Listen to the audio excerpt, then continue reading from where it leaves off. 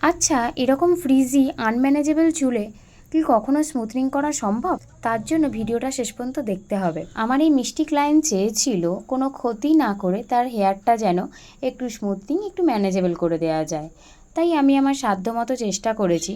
কিন্তু আমার কথাই তোমরা বিশ্বাস করবে কেন? তাই ক্লায়েন্টের মুখেই শুনে নাও ওর কি রিভিউ দিল। বলো গরমে ভালো। আজকে 3 ডেজ পর তুমি হেয়ার স্পা করতে এলে আফটার স্মুথনিং। তো স্মুথনিং করার পর কোনো কি হেয়ার ফল হয়েছে, বা স্মুথনিং চলাকালীন কোনো হেয়ার ফল হয়েছে, বা এখনো পর্যন্ত কীরকম কি? সেই দিন কিছু হেয়ার ফল হয়নি, বা 3 দিন থেকে যে সেই দিনও হয়নি, আর আজকেও করলাম তারপরে কিছু না। কেমন মানে স্যাটিসফাই? খুব ভালো, মানে আগের থেকে, মানে আগে যেটা ছিল তার থেকে অনেক ভালো।